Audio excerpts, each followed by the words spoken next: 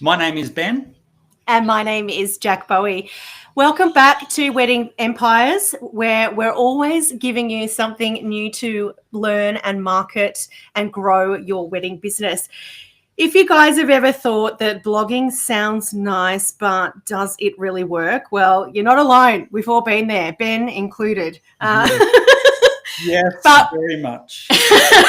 But what if I told you, Ben, that one post could help you book a $15,000 wedding? Oh my God, I would be so excited. You'd still be listening? Yeah. All right. Well, today we're going to be joined by the incredible Adrienna McDermott, who is the founder of Ava and the Bee, which is an incredible full-service marketing agency that works exclusive with wedding pros. She's not just a strategist. She's been a wedding planner, a florist, and a bridal boutique owner. So she gets the industry, the overwhelm, and most importantly, she knows what actually works. So we're going to talk about blog strategy, not stress. The key keywords that you need to know to turn up for search, and a step-by-step walkthrough in high converting real wedding posts, and how one blog can fuel your entire content strategy across platforms. So let's get into it. Welcome, Adriana. How are you?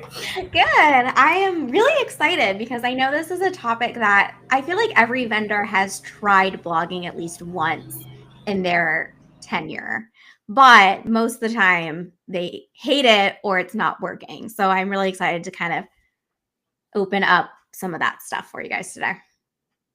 Can I just jump in and say, for me, it's definitely not working. Okay. How often? Okay, we'll dive into that, but I would love to hear what you're doing and we can maybe troubleshoot it. Nothing. Great. Yeah, that might be it. I think we solved it. Yep, problem solved. Yeah. All right, look, let's take a step back. Let's find out first, how did you kind of make the transition from, wedding planner to running your own marketing agency? Yeah, it's kind of wild. So I've always worked in the wedding industry. I'm one of those weirdos who got started in high school and drank the Kool-Aid and was like, well, this is my job now. And so to pay for college, I worked in retail. I originally was going to be an accessory designer. I went to school for hat making. So I went to school for millinery. So in my wide-eyed dreams, I was like, I'm going to be an accessory designer. And long story short, instead, what I did was my senior year, I opened with another person a wedding planning, floral, and bridal boutique company. So we did all three. And I did that for many years, obviously. And then I hit burnout. Like most wedding vendors, I worked 7 days a week. I just did not care about, my personal health because my life was revolved 24/7 around the wedding industry, and had honestly just a breakdown of I got to do something else. So I sold my business in 2017 and I got started in the marketing just simply. I know before this we had talked a bit, you had reached out when I was a virtual assistant, and it really just started because all of my friends were vendors. They all needed help. I knew how to do all the stuff they needed because I had done it for my own business and we had grown it so successfully. And so even the Bee just kind of happened because my friends just kept hiring me. And now we've helped over 300 wedding vendors since 2018. So it started with just a handful of vendor friends, and now I have a team. Wow. So, Adriana, why did blogging become such a core part of your marketing strategy for both yourself and your clients? Yeah. So blogging was one of those things I started blogging in high school. I had a Tumblr. I had a blog. I thought I was a blogger, right? That was back in 2009 when you thought that was the next big thing. I was going to be a blogger. So I was always blogging, but for myself as personal. And so I was always writing and just didn't think too much of it as a marketing strategy until the company that I opened. And that was because we needed to try to fill people in the door a lot. So with retail, you need a ton of people to come through the door. And we were brand new. None of us, me and the other owner, we did not go to school for this. So we were like, what do we do? And as we're researching what SEO is, because we literally didn't know what that even meant, we just kept seeing people saying, if you blog, they will come. If you blog, they will come. It'll work. And we taught ourselves it, and it worked. And it worked kind of scarily fast. Before we knew it, we were outranking competitors who had been in the market space for 10, 15 years.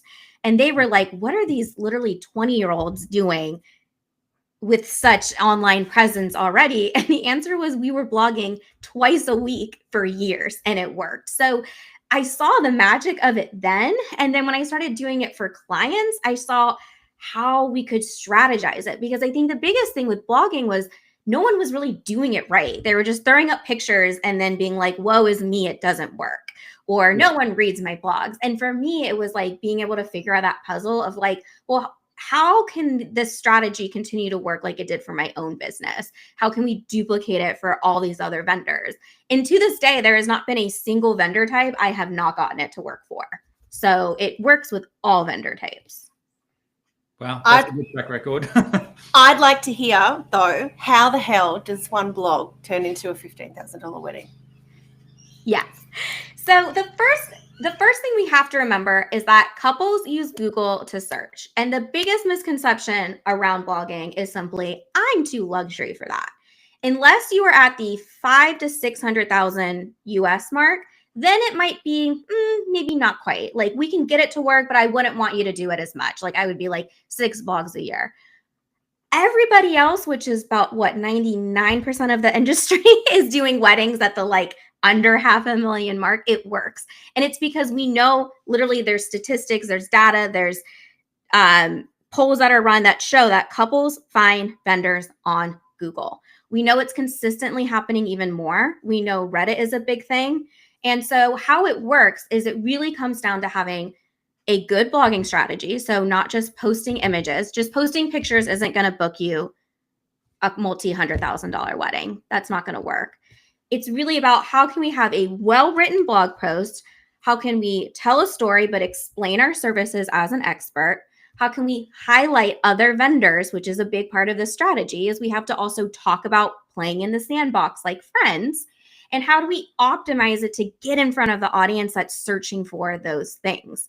So for this client in particular, it was based off of a venue. So we were able to target a newer opening venue, get an exclusive access look behind the scenes of the venue, and then they were able to rank for that venue before anyone else had even touched it. So there's ways we can kind of get in there and get up on searches before everyone else jumps on it. Right.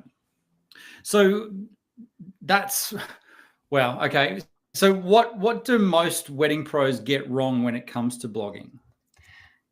A few things. Apart from like me, just posting photos and going, why is it not working? Yeah. So it's not just about pictures, unfortunately. So a blog has to educate and engage. And it's not just for your audience, it's also for Google.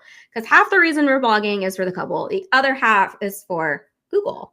And we know that Google is not going to index that well. Google's not going to give you kudos if you don't have words. So first things first, we have to have words. And we'll be talking a bit later about what to talk about. So don't worry if you're like, well, you've already lost me there. We'll talk about what to talk about. You want at least 500 words, which sounds like a lot, but I promise you when we go through the prompts later, most people end up having way more words than they know what to do with. The second mistake is too many pictures. Y'all, we cannot have hundreds of images in a blog. We cannot for a few reasons. One, it slows down your website, literally no point. Two, over 60% at this point of your audience is on mobile and they're not scrolling that far. And three is the goal of a blog is to get them to want to see more. That's my goal. I want them to see the blog and go, I have to see more pictures, and contact you to see more pictures and get into your sales funnel. Because marketing is about getting them into that sales funnel. This is a top of funnel strategy. So if I do my job right, they go into your lovely sales funnel and you book them. When we give them the kitchen sink, they're overwhelmed, they're exhausted, and overwhelmed, exhausted clients don't buy. So when we have 1,000 images with no context, it doesn't work. And the biggest thing, another big misconception is that you do have to blog twice a week. And the answer is no. It's about having really good quality content. I would rather you write 6 blogs in a whole year that are well-written, well-informed, that Google likes, that your audience likes, than just blogging every week because you think you're supposed to. Like you can get so much more out of it with just a couple blog posts than doing it constantly. And then the last thing is you have to actually then share the blog.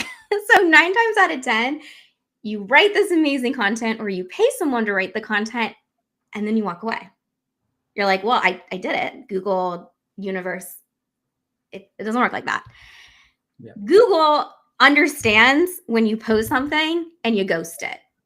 It sees it as when we see our clients ghosting, right? It's like, okay, so you wrote this gorgeous piece of content and then did nothing with it. You need to share it. So whether that is a newsletter or Pinterest or Instagram, whatever your other strategy is, we have to actually get that thing living, and we need to share it a few times a year. So we'll talk a bit about repurposing, but once you write that blog once, I don't want you to just post it once and act like it never existed. Like, I want you to shove that blog down people's throats, because that is going to help Google and it's going to help your audience. That's a great, yes, that is something that I've been not doing at all. So yes, thank you, Jack. Over to you. I just there was a light bulb for me then. I just went, oh my God, I've got all these blogs on the website and I'm not doing anything with them. I'm ghosting them. So yeah.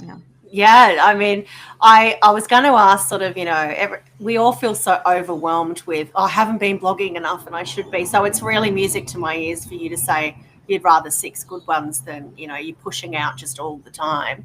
But I guess for those of us who are adjusting to perhaps that new model, what is a way that I guess we can make it manageable and impactful, and repurpose that content so we get the most out of it? Yeah, so there's a few different ways we can really think about repurposing. So like I said, once we create this magical, beautiful blog, I'll use like a real wedding as an example for like breaking it down, because I think it's maybe a bit easier than educational. But so for example, we write this blog, it's a gorgeous wedding and event. We need to be using it on multiple platforms. So first of all, Instagram. So many people blog and then never share it on Instagram. And I'm like, why? You did all this writing. Imagine 500 words.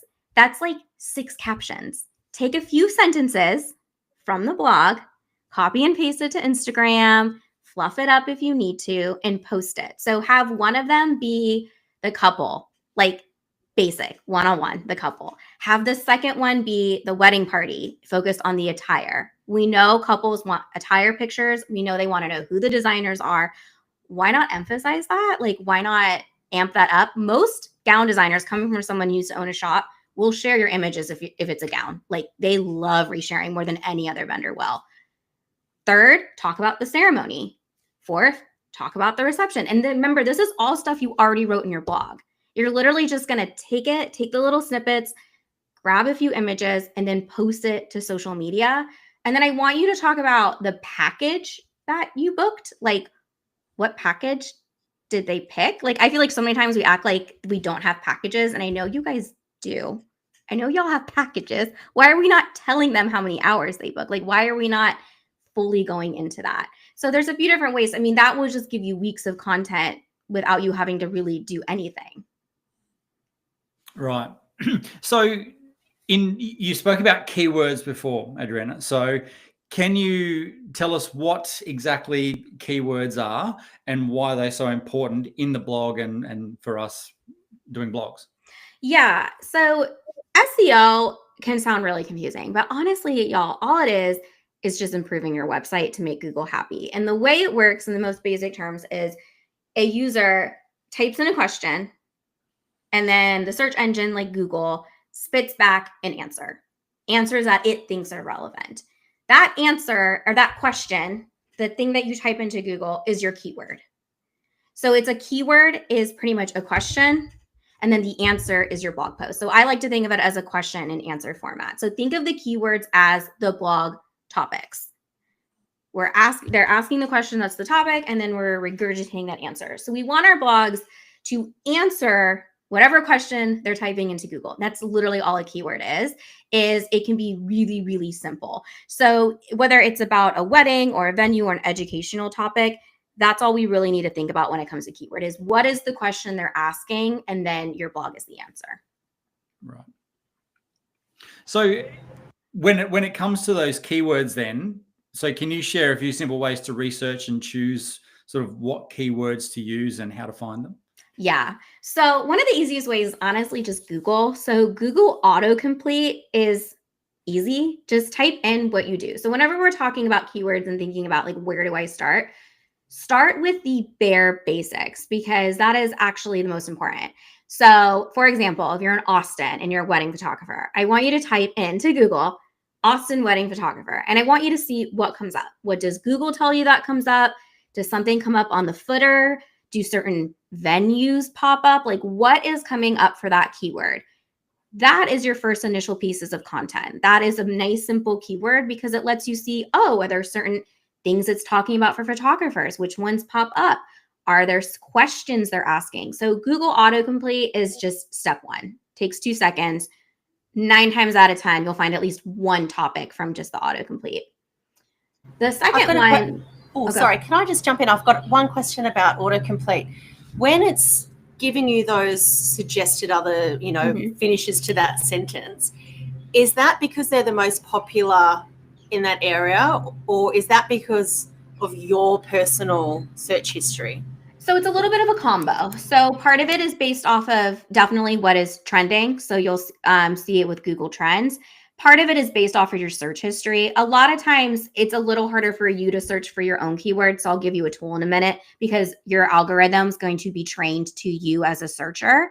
But for the most part with that, it'll at least be a good amount of just what's really popular.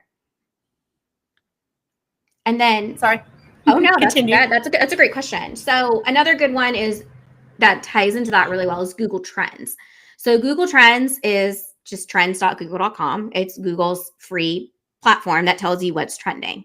So you literally type it in. So I did this like 4 hours ago. I typed in Chicago weddings into Google Trends, and here's what's trending. And it will show you in the last 12 months, 6 months, 5 years, what keywords are trending with that keyword. So for Chicago weddings, live wedding painter, Lincoln Park Conservatory wedding, Chicago Cultural Center, and then Lovely Bride Chicago. Okay, so I'm a Chicago wedding vendor. How could I tie that in? Well, we have 2 venues off the bat. Have you ever done a wedding at Lincoln Park Conservatory or Chicago Cultural Center, or have you wanted to do a wedding there? How can we incorporate that? Lovely Bride is a national chain of bridal boutiques. Could you do a guest post with them? If they're trending, why would we not want to try to amp up on that? So think of those as like, those are questions that we know couples are asking when they're also searching for Chicago weddings. And then another one that's a bit less like SEO, but in my opinion, just as important is your FAQs. So y'all are getting questions all day long, like bombarded with them. Why not turn those into educational posts? Because if your couples are asking them in a sales call, 99.9% of the time, they're also Googling that same question. So is it a lot of questions about a local venue? Is it about etiquette? So we work with a lot of stationery artists. So those basic questions like when to send invitations or how to make my seating chart. Is it about engagement sessions? Could you do a series as a photographer about spring engagement session locations in my city, fall engagement session locations in my city? Like, what are things that you're already being asked that you might as well just answer because you can probably talk about it? And then the last one is a free but has a paid version. It's called Uber Suggest. So UBER Suggest. Free keyword tool. Type in your website or a keyword and it will just spit you out a bunch of ideas, unbiased, because it won't be based off of like your Google. Jack, I'm overwhelmed. I'm sitting here going, my head's spinning, going, oh my God, I've got so much to do, to look at, to listen to. My head. Lucky that at the end we're going to talk to everybody on how they can work with Ava and the Bee. So you can just go, help me with my blogging and all the other stuff. So don't worry, Ben. It's going to be okay. Meanwhile, I must point out to everyone, I am sitting outside despite my appearance on video, and there's a guy that's all of a sudden wanting to mow right where I am. So, so forgive me. So I guess how specific should vendors get with keywords? Should they also focus on like style, boho, romantic, etc., as well as just location? So definitely localization is the most important. And that's because 9 times out of 10, even if you're a destination vendor, you're going to want to find people who are getting married local to you. So you're also competing with the big dogs. So if you just do a blog, engagement session tips, well, now you're competing with the Knot, Brides, Wedding Wire. Every big website has that same blog. You'll never be able to outrank them. There's nothing I can do about that. But best locations in my city for an engagement session, you can target, because that's a niche audience, way easier for us to target. And the thing is, most descriptors don't really work with keywords. So I get so many photographers who I want to be found for fine art wedding photographer in my city. It's literally not a keyword. It is not being searched. So as much as I want that for you, it's not really going to work as a strategy. So try to keep it as localized, typically, especially when you're just getting started. I want your core pieces to be location. We can have some fun later, but for now, keep it local. Can you walk us through your step-by-step formula for a high converting real wedding blog post? Yeah, I'm super interested to how it works from start to finish for you. Yes. So it's a longer process, but I'm going to give you kind of the TLDR, too long didn't read version, because obviously there's a few steps. But step one is pick your topic. And I know it sounds so simple, but the amount of times people want to start blogging and I'll be like, cool, what's your first blog topic? And they're like, oh, okay. So step number one is I want you to have a topic in mind. And I want you to start with something. And my biggest tip when you're starting blogging, because it's just like anything, it's like riding bike. The first time you do it, it sucks. You fall. Have your first parade out into the blogging sphere just be something you could talk about for 20 minutes to your friend. Pick a topic that you could babble and voice memo yourself for 20 minutes to a friend that has something to do with your local wedding industry. So whatever topic that is, that's where I want you to start. If it's a real wedding, then I want you to start with just a wedding that, again, you can talk about. A wedding that you have enough info that you're like, this couple was great. Okay, we got the wedding. First step is an intro. Sounds super basic. I feel like sometimes like an English teacher. I'm like, step one is your intro. Start with something catchy that ties it in, right? Remember that we're talking to a complete stranger. Just being like, X and Y's wedding was stunning. Yes, of course it was stunning. It was a wedding. Obviously it was stunning. If it wasn't stunning, you didn't do your job right. Instead, start with something like, who were they? Where are they from? How did they meet? What was the vibe of the wedding? Paint some kind of fun picture and include what you do. I'm going to give you guys a verbal example in a second. But pick something that's kind of fun and catchy. Maybe it was a super fun pool wedding. Open up with that. It was all about the vibes. It was all about fun. Because again, we only have a few seconds for the reader to be like, is this interesting? And then I want you to include in that first paragraph what you do.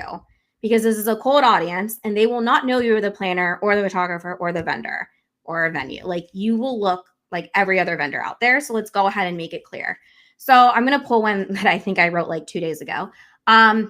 So this one is, there's something undeniably special about intimate weddings. When you strip away the grand guest list, towering ballrooms, what remains is the heart of what a wedding is truly about. Connection, right? An intro, right? It's kind of interesting. You're like, oh, I'm kind of into intimate weddings.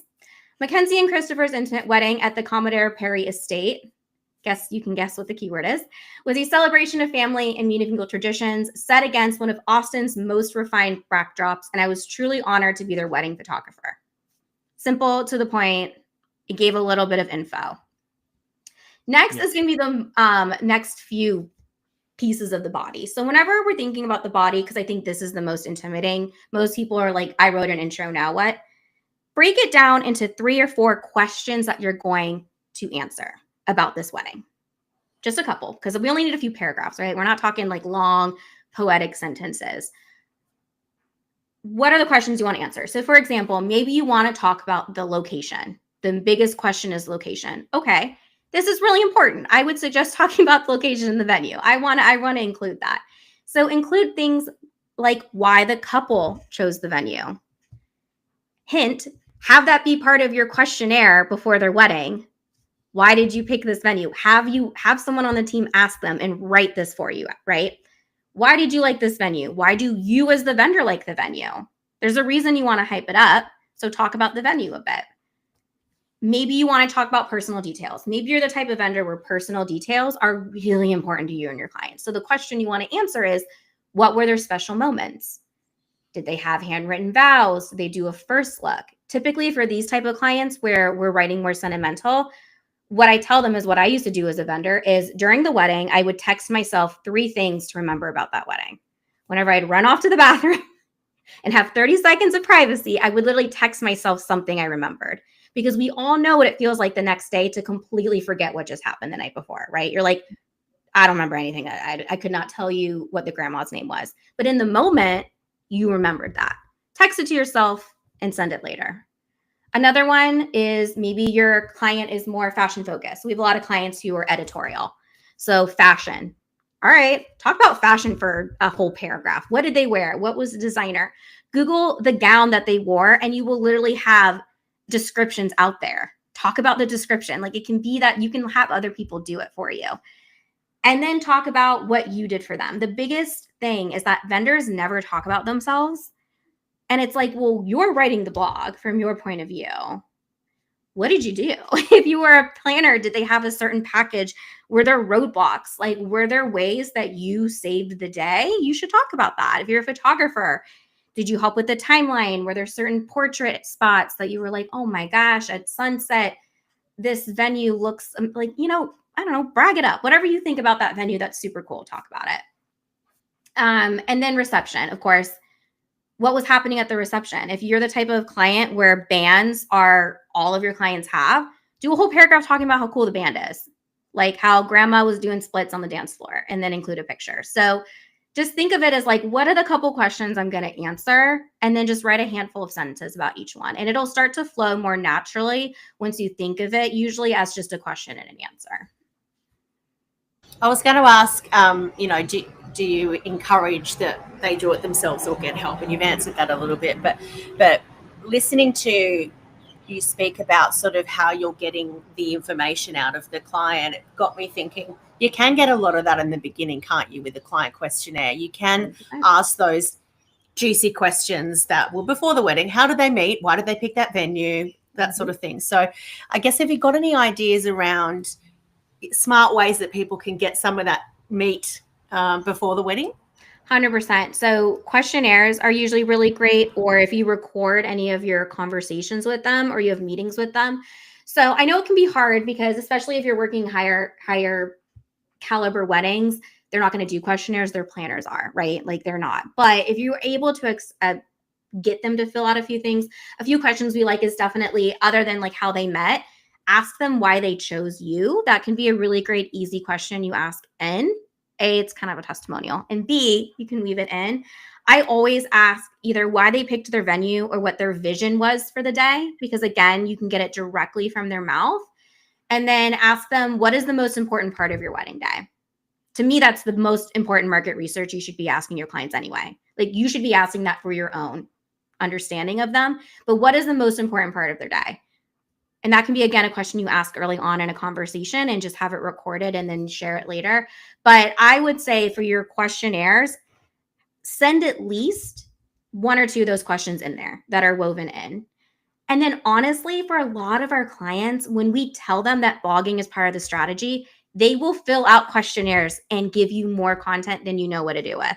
We have clients who send us novels. It is amazing. So if you tell your client, hey, I blog every wedding, 90% of them are going to say, heck yes, send me the form. So just know that you can also tell them it's part of your strategy. You ask them 4 or 5 questions. You also get a testimonial out of it. So it's kind of like a win-win if that's part of your strategy. Just on that, the content side of the blog, how do you feel about AI in terms of punching in that information and getting AI to spit something out to save us time? Yeah, so I think the biggest thing with AI is we have to know that and unless you have trained your robot really well, it sounds like a robot. And as you guys have probably known, you've read an article and you've instantly said, and that is AI. Couples are kind of one of those things where, like, they're definitely going to notice. I would say the people that will notice it and be hurt the most will be the couple reading it about themselves and being like, really, you couldn't have spent 20 minutes talking about me. that's where we've seen it on Reddit, is where people have been like, literally, they didn't even try to write about me. Like, it's more of that bitterness. But I'm not against it. I say use AI to your advantage. So what I recommend is definitely use it to outline it.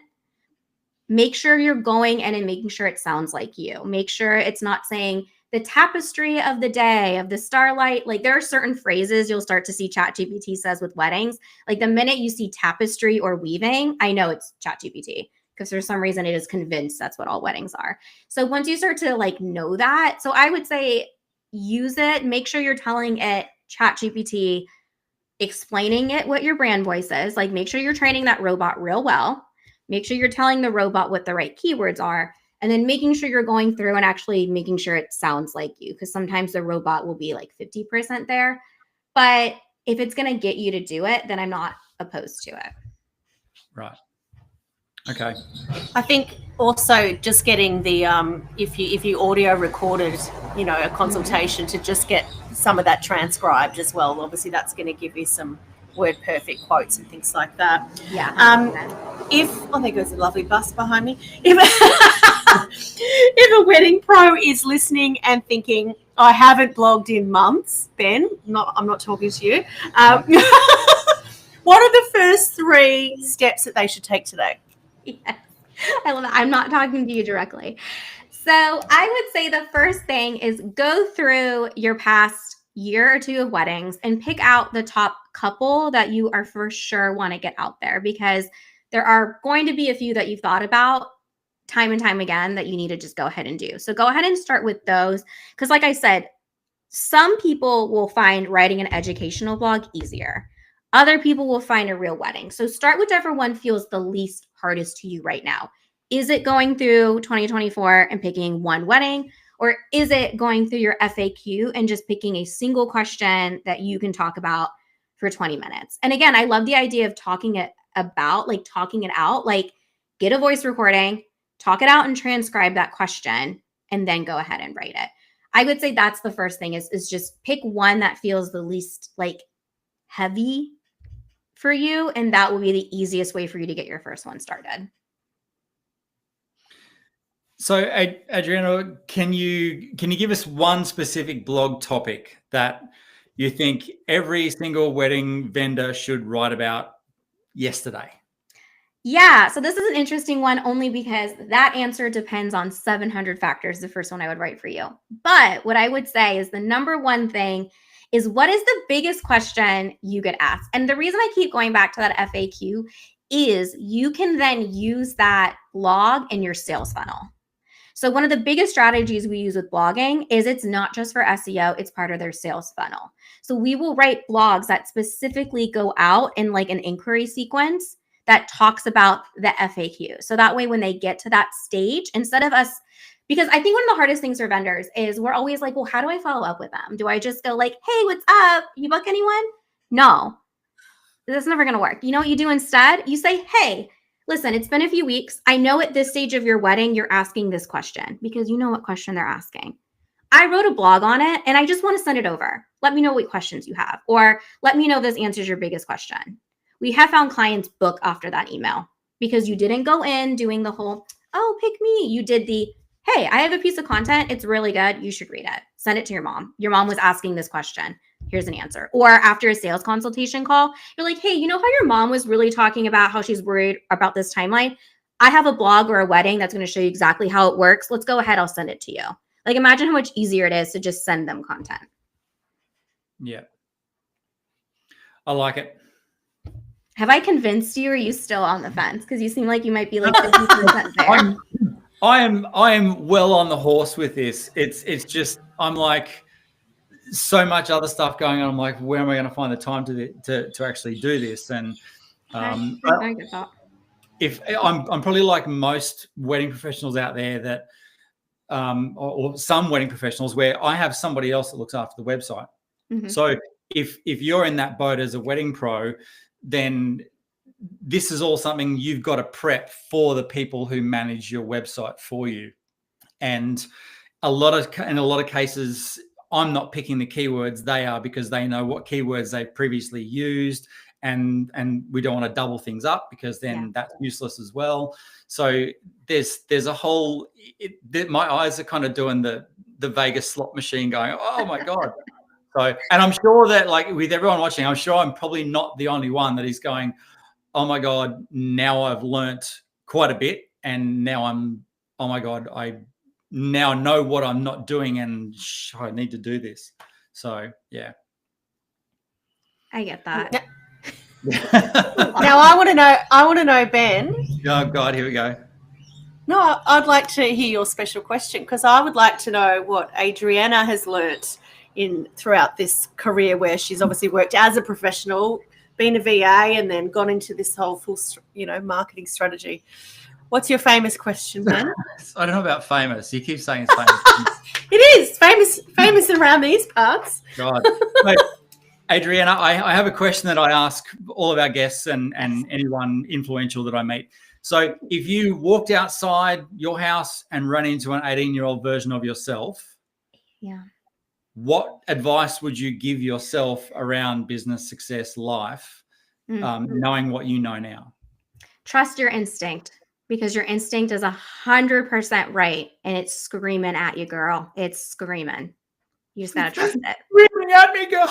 It is. I'm telling you, that 18-year-old, I had instincts that I did not listen to. I didn't. I was so not confident. Yeah, I listened to that instinct.